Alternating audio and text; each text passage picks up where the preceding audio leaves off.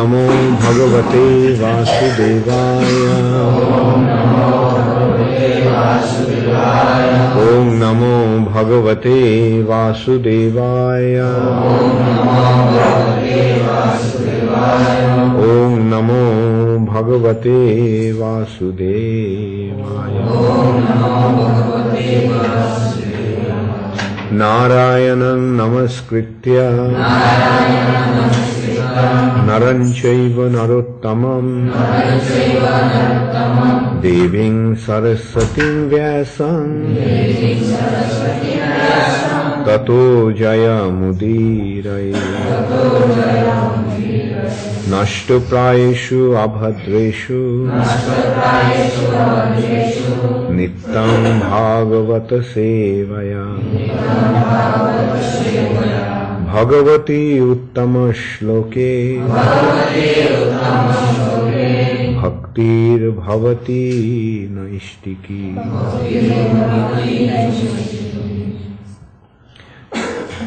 Srimad Bhagavatam, second canto, chapter 22. Chapter 7. The scheduled incarnations, text 44 today. Ikshakur, Oila, Muchukanda, Videha, Gadhi, Raghu, Ambarisha, Shagara, Gaya, Nahushadaya, Mandhatri, Alarka, Shatadhanya, Anu, Rantideva, Devavrato, Balir, Amurtaraya, Dilipaha. Can have the lights on. Actually, I think the current came back. I saw some light. Okay. No, it went back again. Went off again. Ikshakuroila muchukanda videha gadhi Roghu ambarisha sagara gayanahu shadaya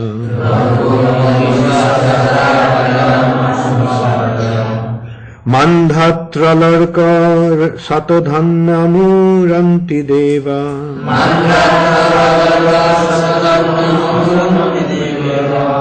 Devavrato valiramurtarayo dilipaha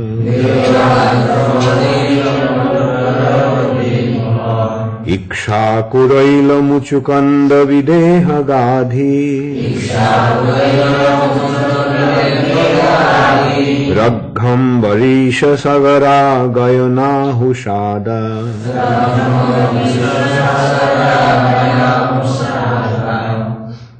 Mandhatralarka shatadhannanuranti deva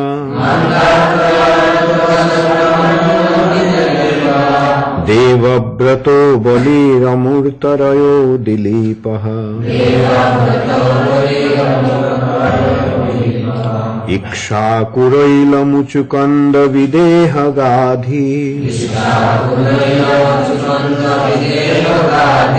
Ragham varisha sagara gayanahu shadya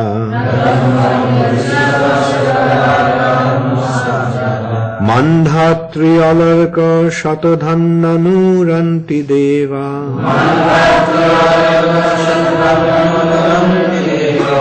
Devavrato baliramurtarayo dilipaha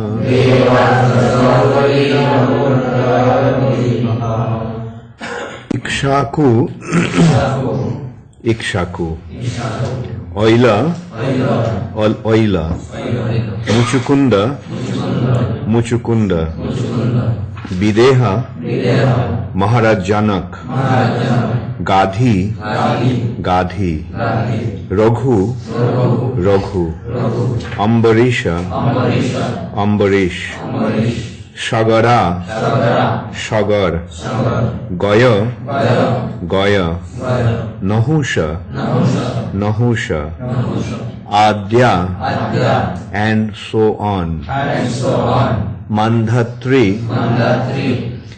Mandhata, Alarka, Alarka, Shatadhanu, Shatadhanu, Anu, Anu, Rantidevaha, Rantidev, Devarataha, Bhishma, Balihi, Bali, Amurtaraya, Amurtaraya, Dilipaha, Dilip.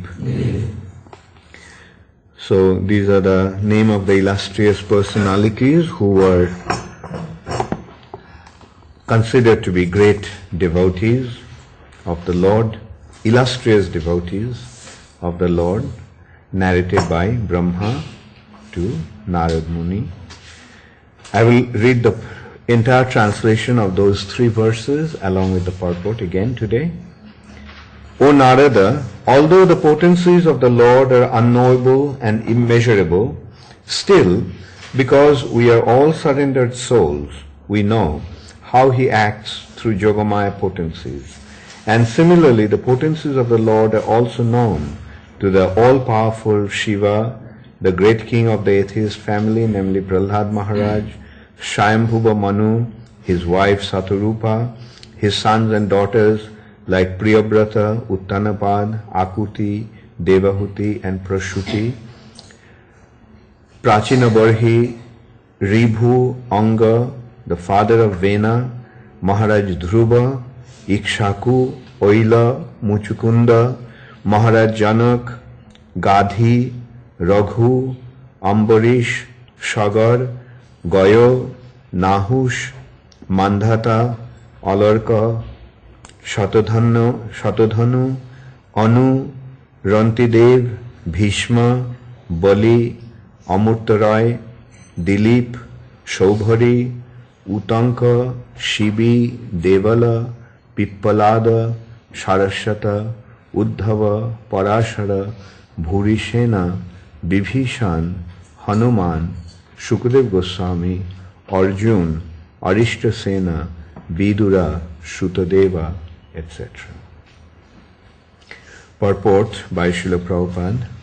All the great devotees of the Lord, as mentioned above, who flourished in the past and present, and all the devotees of the Lord who will come to the future, who will come in the future, are aware of the different potencies of the Lord along with the potency of His name, quality, pastimes, entourage, personality, etc.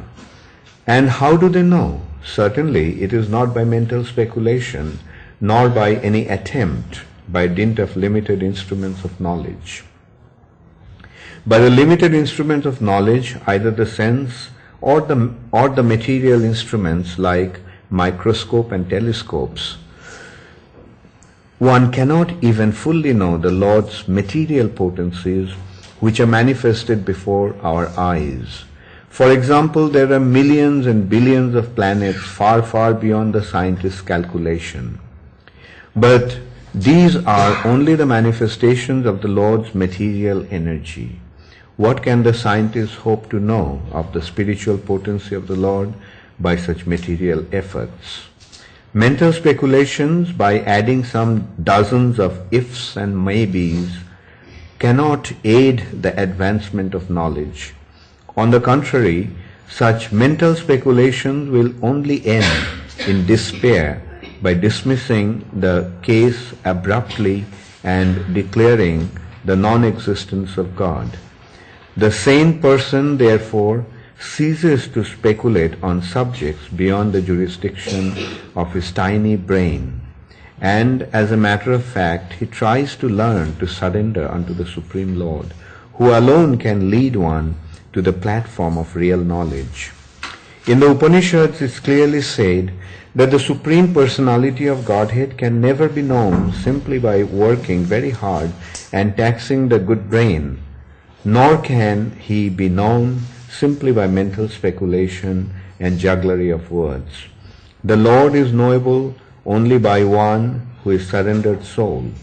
Herein Brahmaji, the greatest of all material living beings, acknowledges this truth. Therefore, the fruitless spoiling of energy by pursuing the path of experimental knowledge must be given up.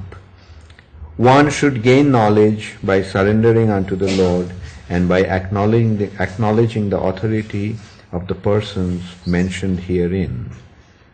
The Lord is unlimited, and by the grace of the Yogamaya helps the surrendered soul to know Him proportionately with the advance of one's surrender. So it has been pointed out again and again that the only way one can know the Lord and understand His potencies simply by means of surrender, which is the beginning of devotion to the Lord.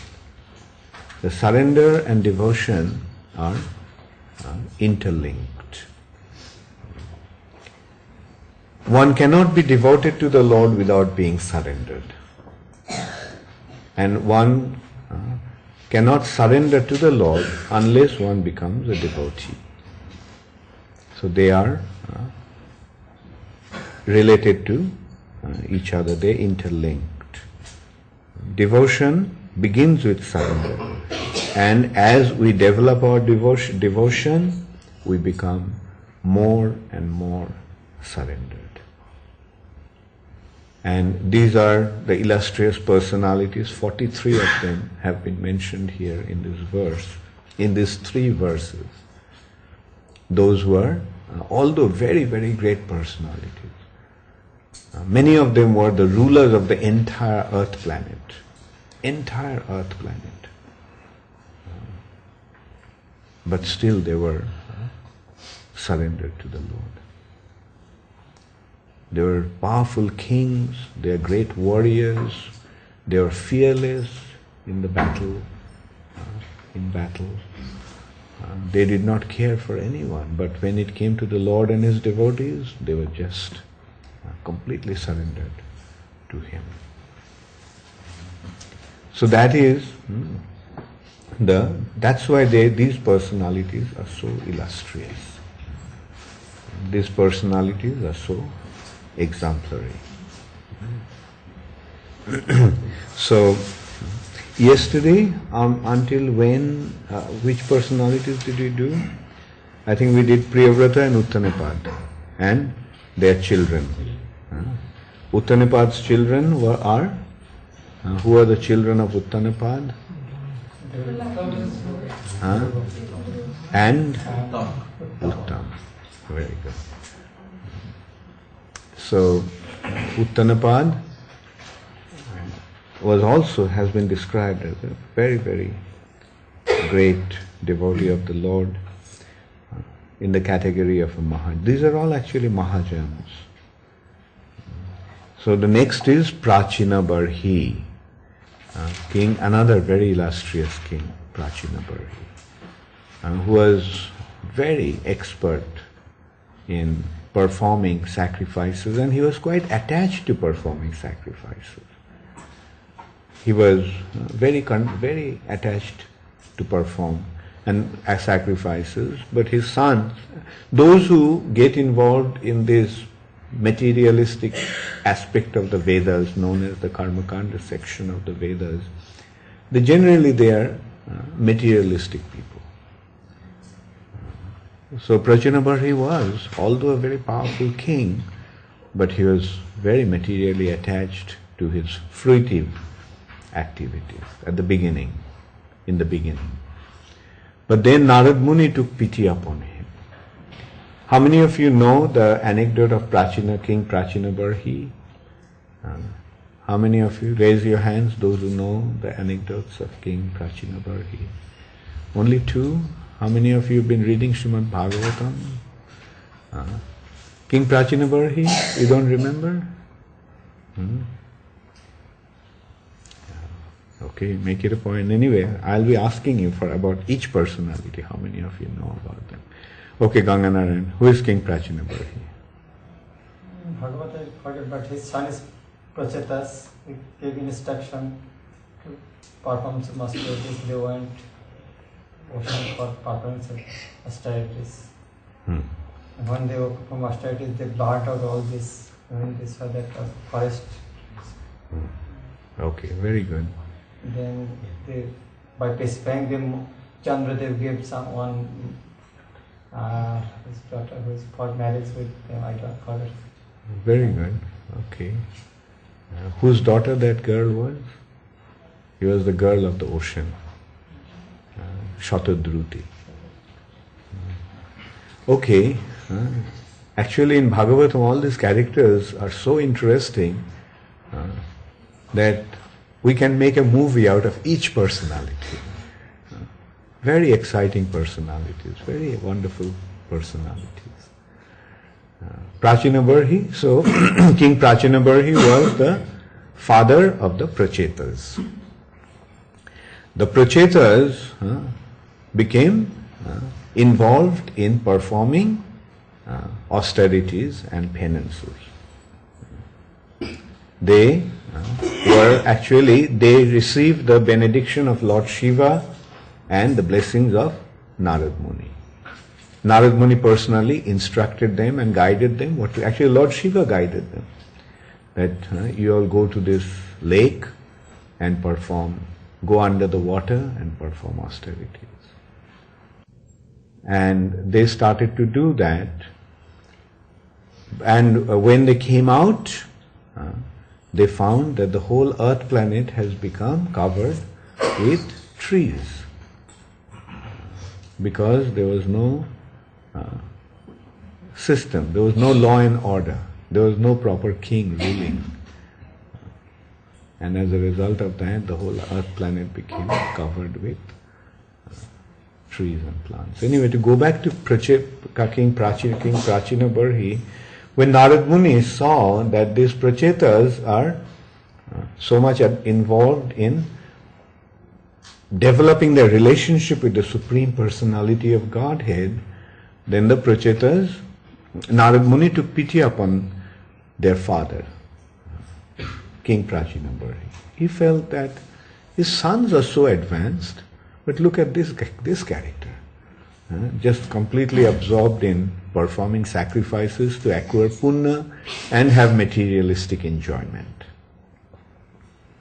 So Narad Muni came and advised him. What story Narad Muni told him? To Prachinabarhi. He advised Prachinabarhi about the importance of spiritual life. In this way, Narad Muni gives advisors to the deserving candidates. When he takes pity upon somebody, he just advised and told him about the importance of spiritual life. King Prachinabarhi also was illustrious in another sense. Prachinabarhi got married to Shatadruti. Now Shatadruti was such a beautiful girl, such a beautiful woman, that when she was circumambulating the fire god Agnidev became attracted to her.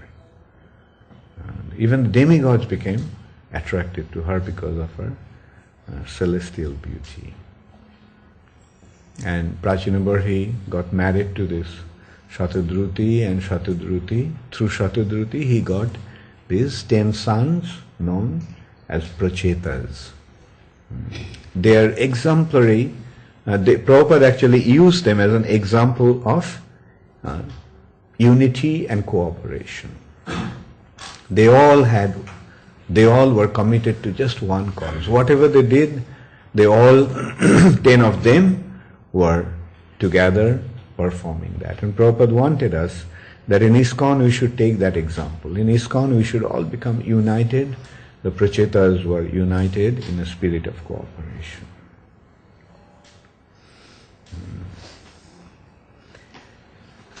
So then next comes Ribhu. Ribhu is the son of Brahma. He is a great sage in the category of the Kumaras who wanders around the universe distributing transcendental knowledge. Like there are these personalities, they are very compassionate, these exalted sages. Often we find that how Narad Muni is traveling around and distributing Krishna consciousness to people. In Srimad Bhagavatam there are so many instances how Narad Muni instructed, gave Krishna consciousness to people like a hunter, Mrigari. Mrigari was a hunter, and not only he was a hunter, he used to take pleasure by torturing the animals. He would kill the animals, he would hunt the animals, but he wouldn't kill them. He would just half kill them. And he would take great pleasure to see that they are suffering in pain, writhing in pain. In pain when they were cry out, in pain when they would cry out and roll and writhe, he would laugh. So that was he was such a cruel person. But Narad Muni took pity upon him. Narad Muni took pity upon him and instructed, and that's how Mrigari became a great devotee. Another such person that Narad Muni bestowed his mercy is, I'm sure everybody knows, is the Dashu dacoit called Ratnakar. And who is Ratnakar? The great sage Mahakavi Valmiki who wrote Ramayana. So in this way, Narad Muni and great sages like Ribhu is one of them, who is son of Brahma, who wanders around the universe distributing his mercy in the form of giving people transcendental knowledge.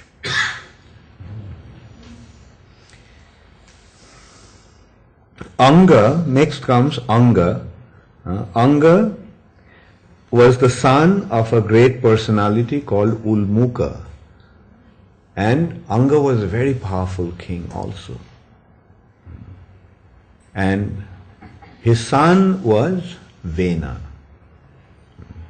Although Anga was a great personality, a great Mahajan, a great devotee of the Lord, but Vena, as we know from Srimad Bhagavatam, became a tyrant. He was a completely uncontrollable individual. And Prabhupada mentioned that why? Because although Anga was such an exalted personality, Anga was a great devotee and illustrious king, but his son became a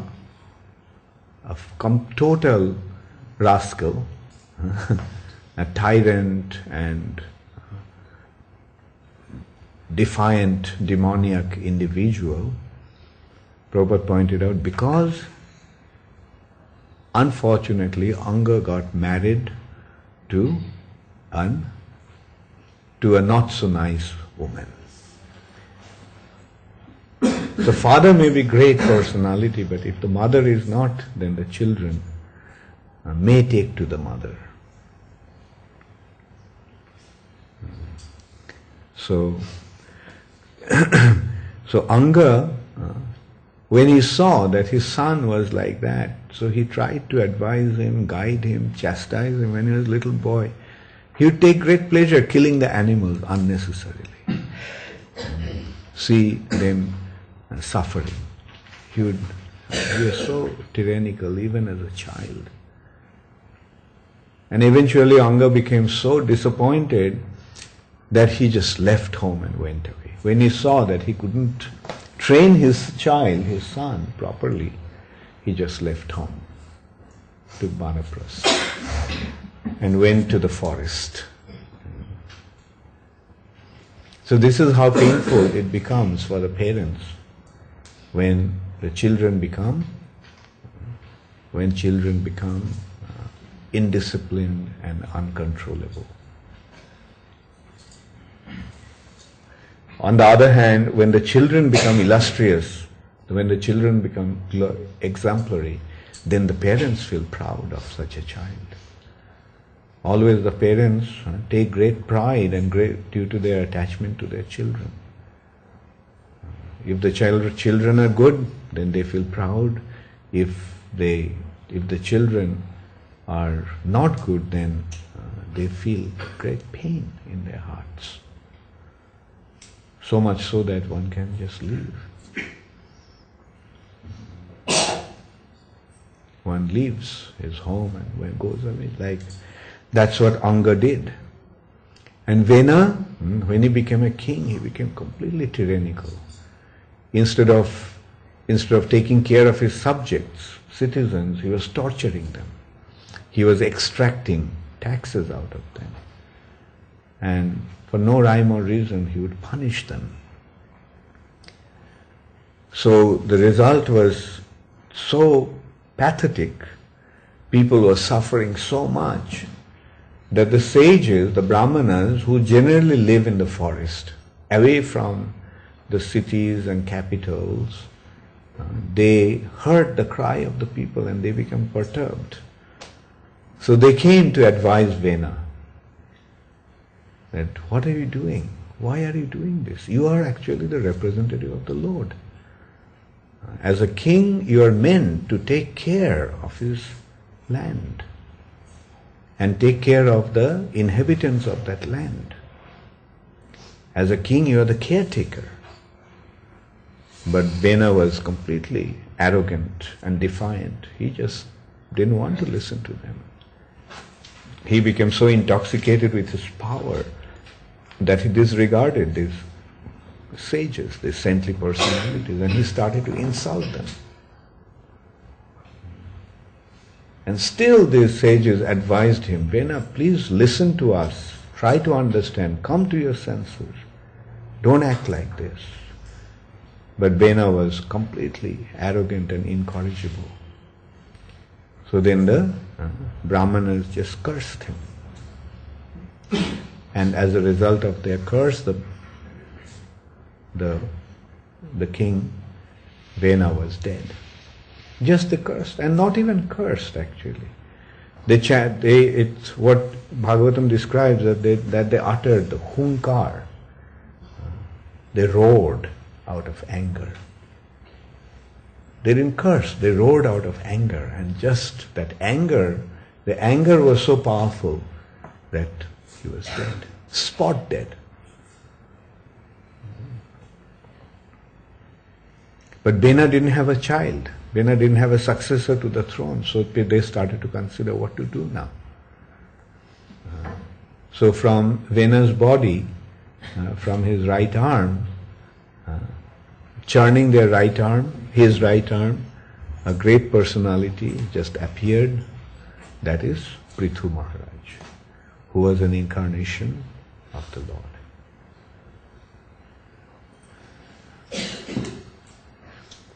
The next is Dhruva Maharaj.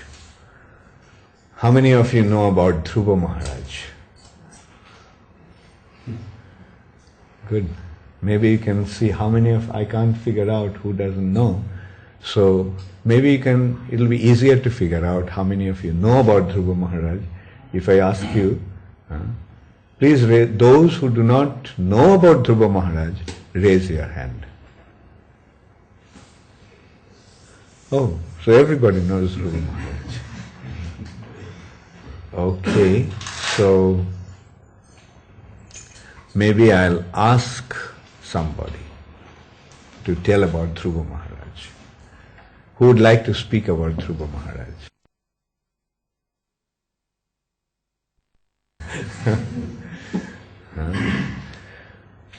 Okay, Krishna Balaram, you tell us about Dhruva Maharaj. Oh, Radhika raised her hand. I didn't see that. Okay, Radhika, maybe you can stand up and tell us. Then we can also see you.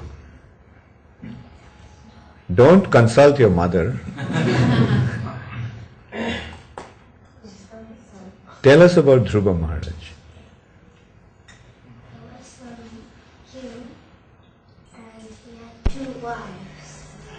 And one was young, and then the other one, and so really neglected the other one. And so they both had a child, and one's name was Dhruva. So when Dhruva went to go visit his father, he saw his half brother playing with his father and talking nicely. So he also wanted to sit on his father's lap and play with him. And so he went to his father and was also on his lap. And so he got on. And then his wife came and pulled Dhruva off and said that if he wants to sit on his father's lap, then he must take birth from her. And so he went to his other mother and he said, how could he find happiness? And she told him how he could find happiness by meditating on Vishnu, the forest, because all of the Brahmanas go to the forest and meditate. And so Dhruva left the palace to go and meditate on Vishnu. And so Narada Muni was watching. So Narada Muni came to Dhruva, and Dhruva knew that this was a special person, so he offered his obeisances. And Narada Muni asked, where was he going? He said, I'm going to the forest to meditate on Vishnu. And Narada said that the forest has a lot of animals, tigers, and big bugs, and it's a really tough place. And Narada was just testing Dhruva, he was really serious. And so Dhruva showed his respect and said that I'm really serious and I want happiness, so I'm going to meditate in the forest of Vishnu. So then Narada knew that Dhruva was serious, so Narada told him how to meditate on Vishnu. The Ayushman and chant Om Namo Bhagavate Vasudevaya. And so Dhruva did it exactly how Narada told him. He meditated and he ate dry leaves and fruit, and then water and just dry leaves. And then he just meditated. And then one day the king was looking for Dhruva, and so he could not find Dhruva anywhere. And then someone told him that Dhruva was in the forest meditating. And the king was very sad, and how could I just neglect my other wife, and now Dhruva has gone to the forest and meditated. But they told him that Dhruva was fine. And so his meditating became so powerful that it was choking the whole world. And they begged to Vishnu to please help them. So Vishnu came to Dhruva, and Dhruva was feeling happy that they could see Vishnu. And so Vishnu asked him, what would he like?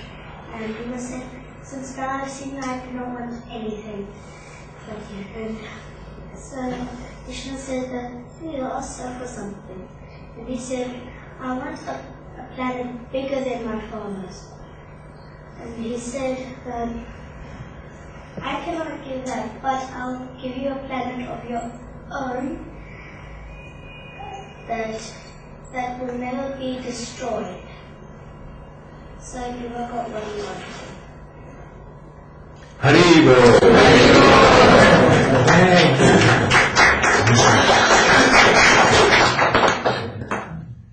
So, didn't you learn a lot from Radhika today? Thank you, Radhika. Hare Krishna. So, Dhruva Maharaj And next is Ikshaku. Actually, today's verse is starting from Ikshaku. All these other 9 personalities have been described in the previous verse, text 43. 44 has quite a few personalities. Let me see how many of them we can cover. So, Ikshaku. How many of you know about Ikshaku? Don't worry, I won't ask you to tell the story like Radhika, unless you want to. How many of you, don't feel shy, raise your hands. Ikshaku, of you, those of you know of. Okay, who is Ikshaku? Okay, let us consider where we generally get to know about Ikshaku. 2 sources actually. One is, we know that Lord Ramchandra appeared in the Ikshaku dynasty. Don't you know that? Ramchandra appeared in the Ikshaku dynasty, and we get to know also about Ikshaku from Bhagavad Gita. Which verse? How many of you know? Text 1. What is that verse, Ganganarayan? Evam parampara praptam. No.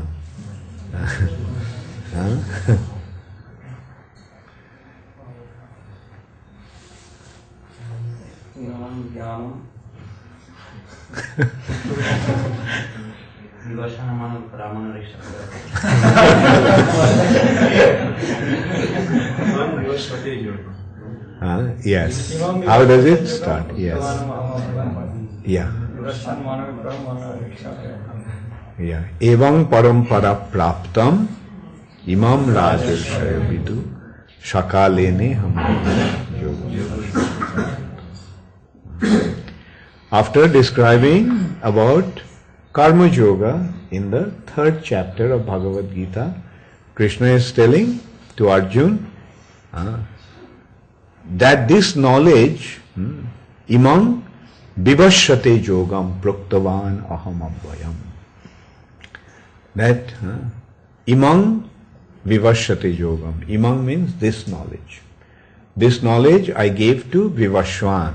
Vivashyate yogam proktavan aham abhayam.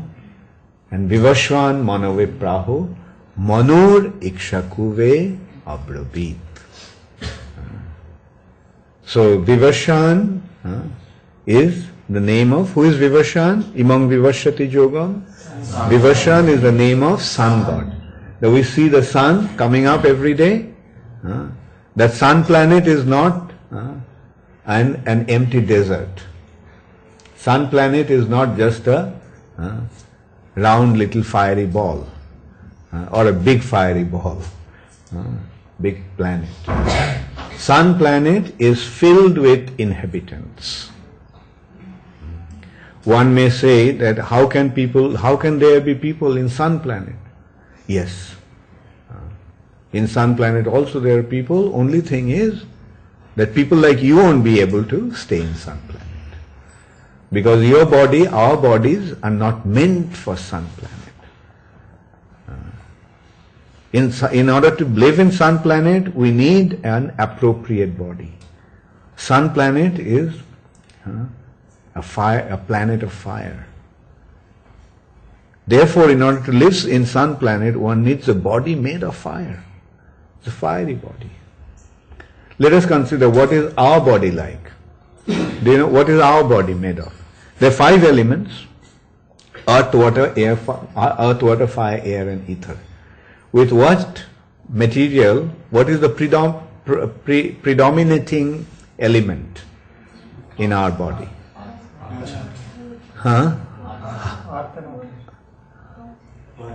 Yes, right.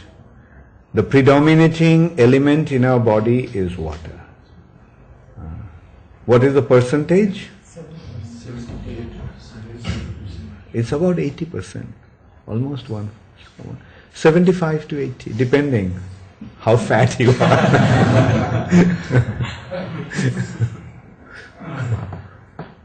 So, our body is made of water. We are living in the planet which is generally Earth. It's an Earth planet, made of Earth element, solid substance. But our body is made of water. And this body is conducive, it's just appropriate to live in this planet. Like we see, say we may go to, when we go deep down in water, can you live? We may swim on the surface of the water.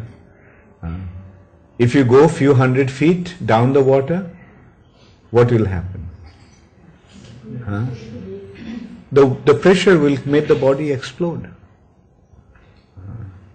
There's so much pressure. If you go a few 100 feet down the water, don't even have to go a few miles underwater. You go a few 100 feet down the water. Therefore, those who go underwater, what do? The divers, they wear proper uniform that would withstand that water pressure. And similarly, you take a fish out of the water and put him on the land, what will happen to the fish? Will the fish be able to survive on the land? No. So this way we can see that there are living entities everywhere. Not only that, only on the surface of the earth there are living entities. From the surface of the earth it seems that there is nothing in the water. But when you go deep into the water, then what do you see? It's full of living entities. The ocean is full of living entities. When you go down the water in a submarine, you will see. Of course it's dark, but if there's a spotlight, that's what they do. When they take you out to see what's underwater, there are very powerful lights and you see such colorful habitation. Colorful fish, colorful plants, colorful. It's another world altogether. Very beautiful. So there are living entities underwater.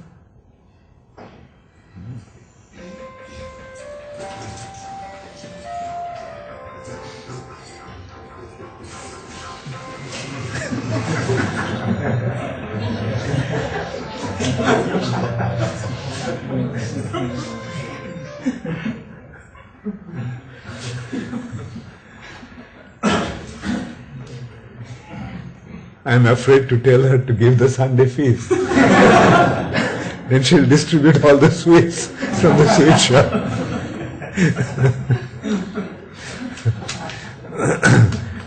Okay. Anyway, everybody, before you come to the class, make it a point to switch off your mobile phones. Or keep it in silence. Then you can see who is phoning you and you can phone back. Keep it in a silent mode. How does it feel in the middle of the class when something just keeps on, starts playing music? Yes?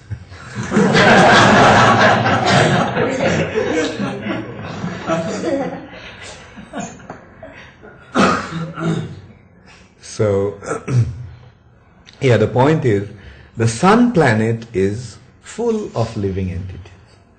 We may not see them, like even this atmosphere, the air.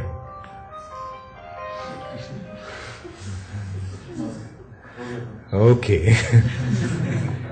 So, now if we run our hand like this, in the air, do you know how many living entities will touch? How many living entities will touch? Any idea, Karthik? You can't even count, you can't even imagine. So many living entities are there, although we can't see them. There is not a single place in the universe where there is no living entity. Everywhere it's filled with living entities. We may go to the forest. How many living entities are there? The trees and plants and mosses, the creepers, And what to speak to the animals, the birds. Go anywhere, you'll find that there are living entities. So why should the sun planet be empty? There is a saying that if all these planets are empty, then it will be such a waste of space. Isn't it? Somebody created all this and no one is living there. Does it sound all right? When you build a house, what happens? Do you build a house just to keep it empty, sitting there? So when we consider that all these planets have been created, then we have to understand that they have been created with a purpose. And just as this Earth planet is filled with living entities, all the other planetary systems are also filled with living entities. All the planets in the universe. There is not a single planet that is empty. Just like in the middle of the ocean we may find an island. To us it may appear to be, oh, it's an empty island. But when you go there, what you'll find? There are trees, there are plants, there are insects, there are aquatics, there are animals, there are birds. Won't you find that? So this is how the planet is filled with living entities. All the planets in the universe are filled with living entities. And every planet has a ruler. Every planet has a controller. And the sun planet, who is the controller of the sun planet? Who is the king of the sun planet? Vivaswan. They change. In each Manvantar, there are 14 Manus in a day of Brahma, and along with the Manu, the whole entourage, the whole system changes. So Manu goes, and along with Manu, his people go. And another person becomes a Manu. And then his people become different, take up different responsibilities of the universe. Who is the king of the heavenly planet this time? Who is the this is the rule of which Manu? Vaivashyata Manu. Vaivashyata Manu. There are 14 Manus, and this is the 7th Manu. So this is like in a day of Brahma there are 14 Manus. So this is the 7th Manu. So that means this is actually the midday, about the midday of Brahma. It's going to be about noon time for Brahma to take a bath and take prasad.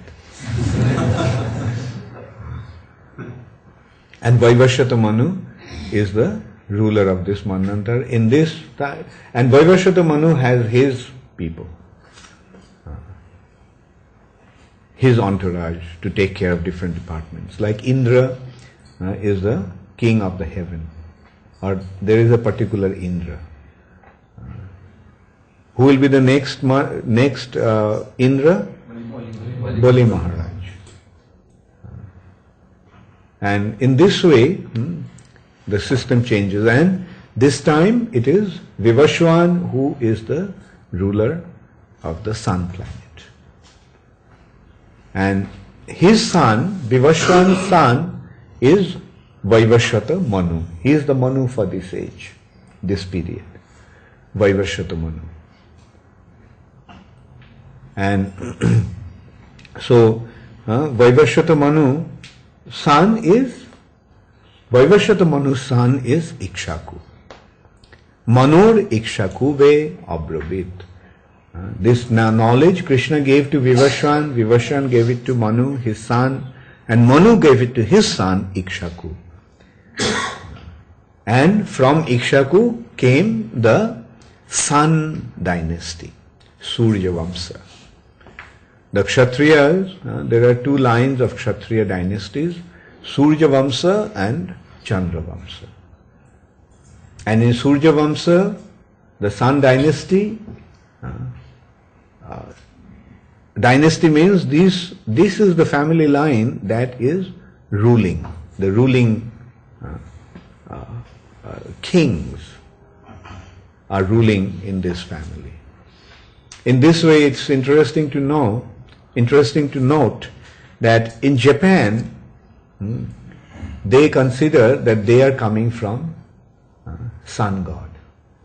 They're the rulers of that nation is considered to be coming from sun god. That's why even the whole land is known as Nippon. Nippon means sun. Do you find some similarity? Don't you find some similarity? That they identify themselves that they're coming from Surya Vamsa. With time, they become so isolated that they forgot the actual origin. If they can track back, then they'll go to Vivaswan. The family line will go to Vivaswan. And then from Vivaswan, Manu. Manu to Ikshaku. So unfortunately, in today's world, they have forgotten due to lack of information and due to the influence of time, they forgot the actual heredity. So the rulers, the Kshatriyas, are coming from the sun god, Surya Vamsa or Chandra Vamsa. Ramchandra appeared in the Surya Vamsa. Therefore, it is said that Ramchandra appeared in Ikshaku Vamsa. Surya Vamsa or Ikshaku Vamsa. Their forefather is Ikshaku.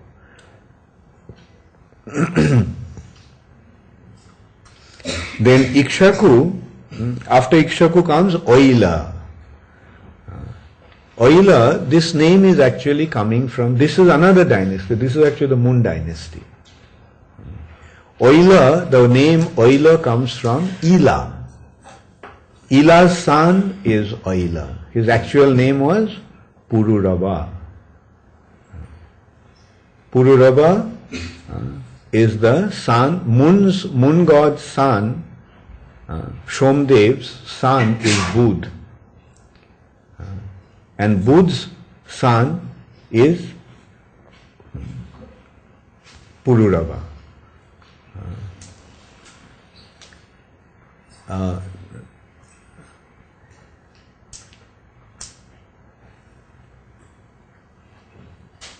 Budh got married to Ila, and because and his son is this personality Pururava.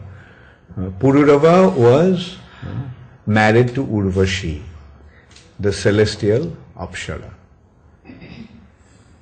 And there's a very interesting anecdote mentioned in Srimad Bhagavatam, how he got married to Urvashi. He fell in love with Urvashi, then they got married. Then Urvashi left, and when Urvashi left, Pururava became mad and he left his kingdom, left everything and started to look for Urvashi. And then finally he came across Urvashi after a long, long time in Kurukshetra. And then Urvashi agreed to meet with him just once a year. She committed that only once a year I'll come and meet you. So, but this person, Oila or Pururava, is also another illustrious devotee of the Lord. Then Muchukunda. Muchukunda is the son of Mandhata. How many of you know about Muchukunda? Okay. Yes. Okay, now I'll ask Navadip. Muchukunda, after fighting with the demons, he was quite tired and he wanted to sleep in the yes. cave. And Lord Krishna went and woke him up. And Yeah. with this boon, that whoever would disturb his sleep would be destroyed. And Yamanraj was destroyed by this. Who was destroyed by him? Yamanraj. Kalja. Kala Javana, the king of Javana. Yeah. Muchukunda fought on behalf of the demigods against the demons.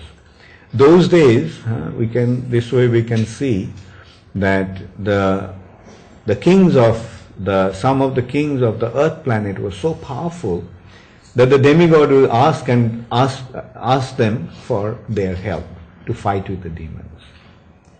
So Muchukunda was such a great warrior that he fought against the demons on behalf of the demigods, devas. And after the war, when they won, the demigods wanted him to ask for some boon. Said, ask for some boon. We are prepared to give you any boon you want. But Muchukunda was so tired. He said, look, all I want now is to sleep. And I want to sleep without interruption, and if anybody wakes me up from my sleep, and if I look at him, then he'll be burnt to ashes.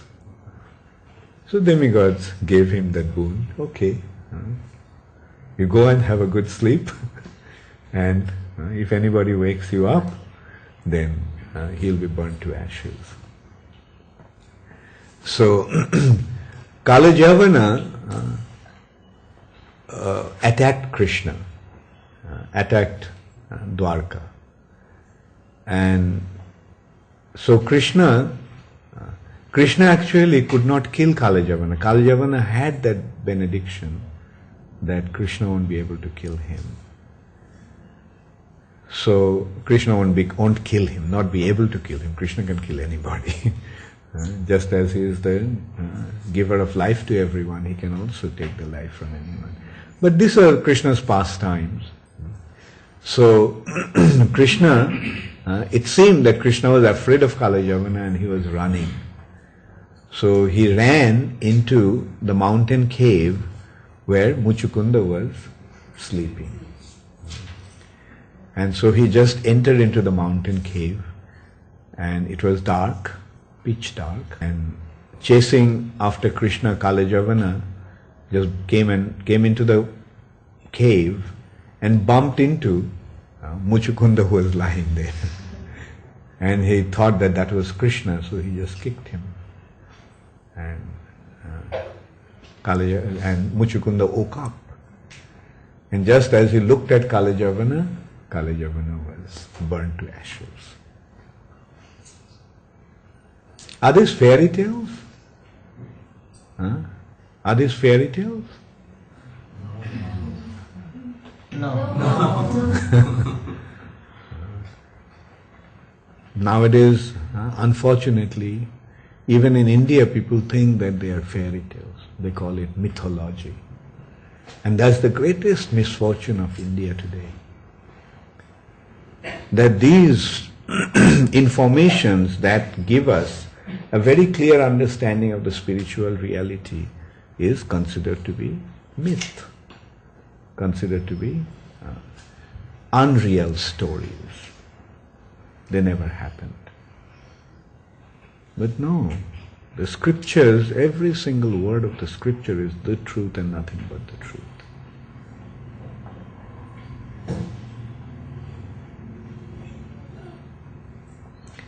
Then next is Janak, the king of Mithila.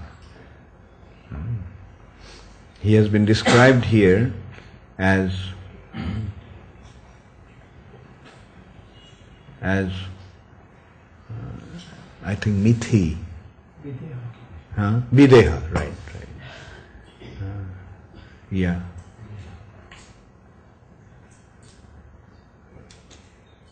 Videha. Videha was his kingdom, which is also known as Mithila. So King Janak, how many of you know about King Janak, Maharaj Janak? Very good. Maharaj Janak is the father of Sita Devi. Therefore, the name of Sita Devi is Janaki. Janak was a great self-realized soul, a great devotee of the Lord. Therefore, Lakshmi Devi, Sita Devi, appeared to him as his daughter. And in course of time, Janak offered Sita Devi to Lord Ramchandra. Actually, Janak was plowing the land to perform, to create the altar for the sacrifice. And then he came across this little girl that came out of the land in a celestial basket. So that's why her name became Sita. Sita means the tip of the plow is called Sita. Then Gadhi.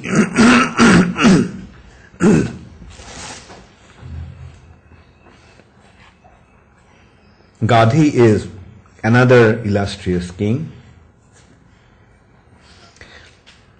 Gadhi is the father of Vishwamitra. And another interesting aspect is Gadhi had daughter called Satyavati, and Satyavati was given in marriage to Richika Muni, and their son, Richika Muni, and Satyavati's son was Parashuram. So we see these two personalities were quite illustrious.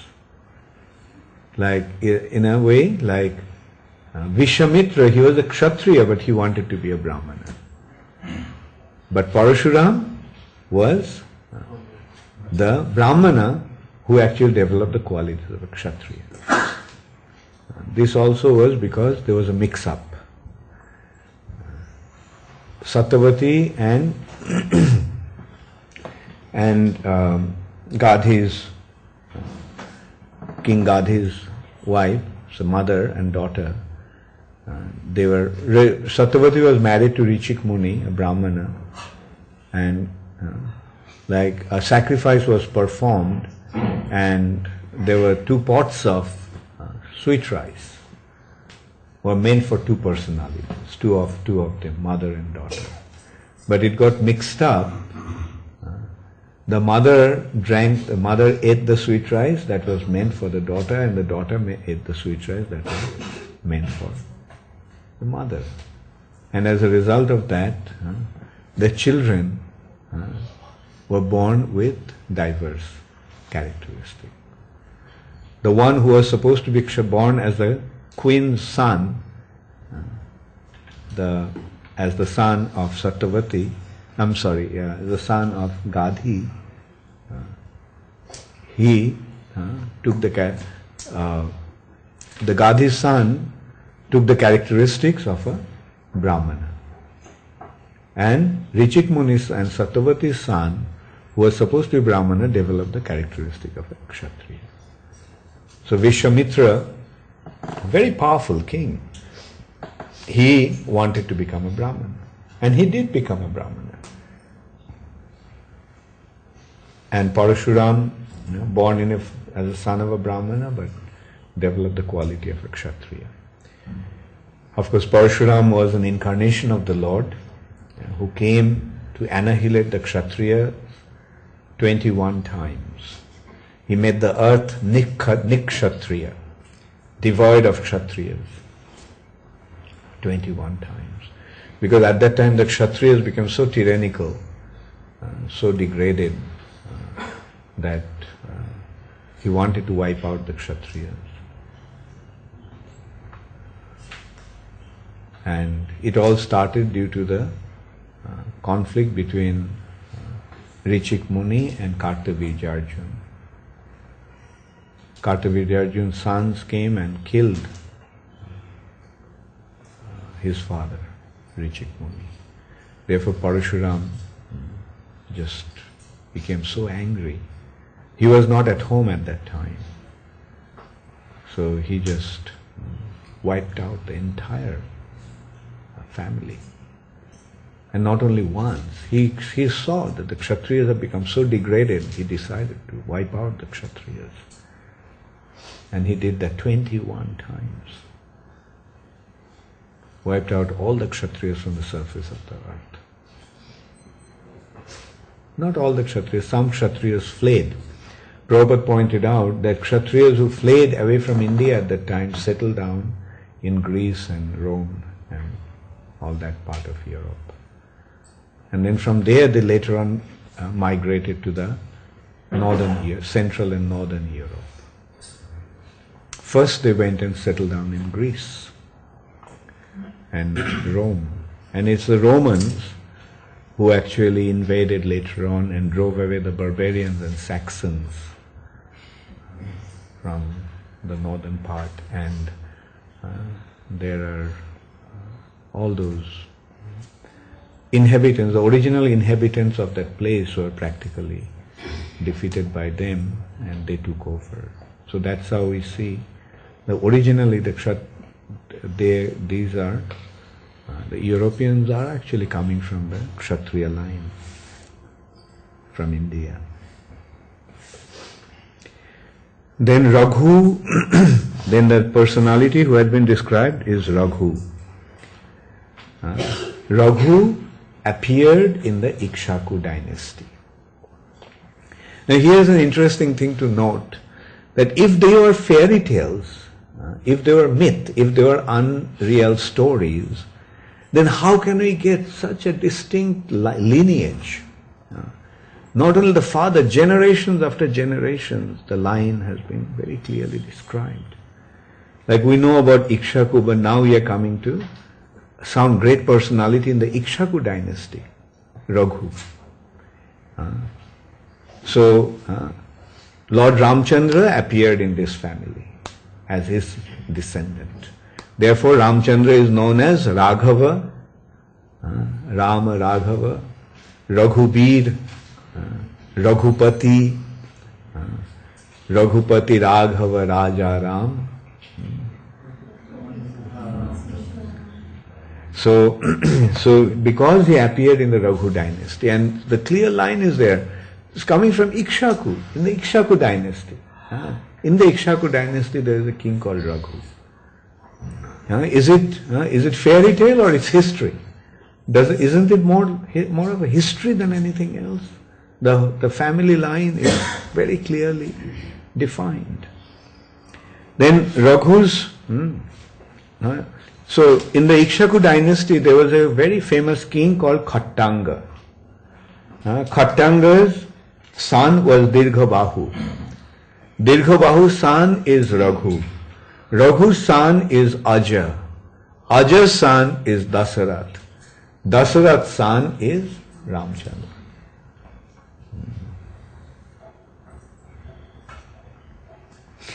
And then is King Ambarish.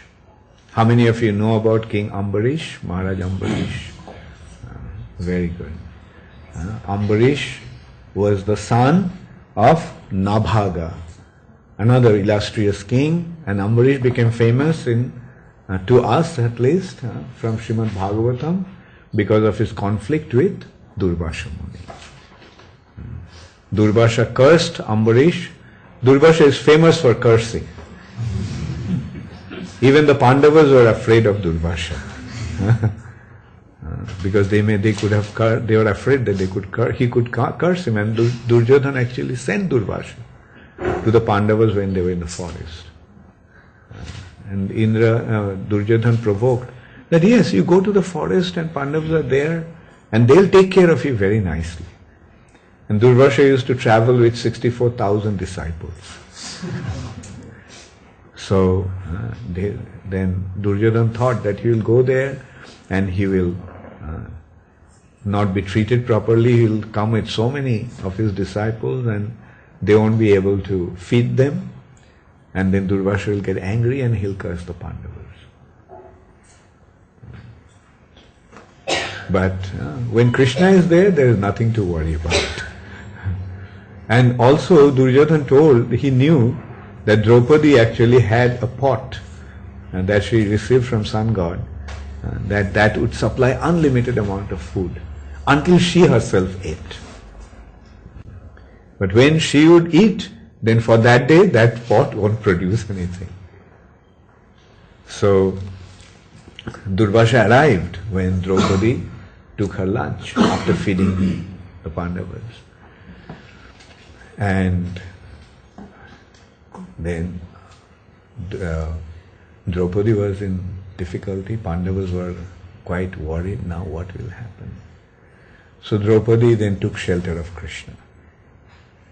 And Draupadi had one advantage. She was such a great devotee of Krishna that whenever she remembered Krishna, Krishna would come to her.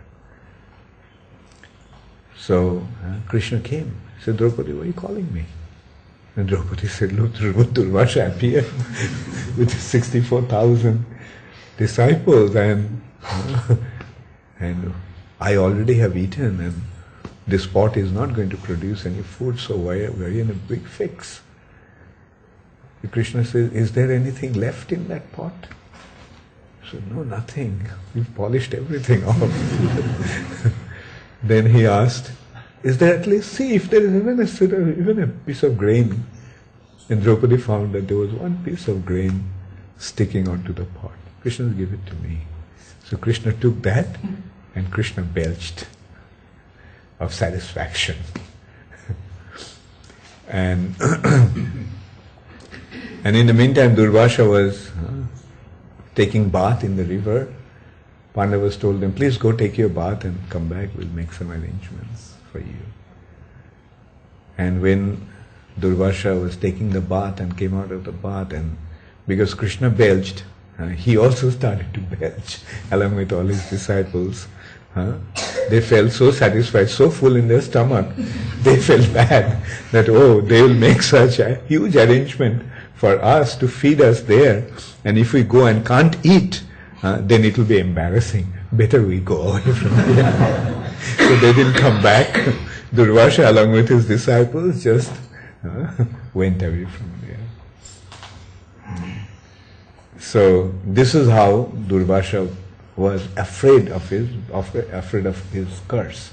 Everyone was afraid.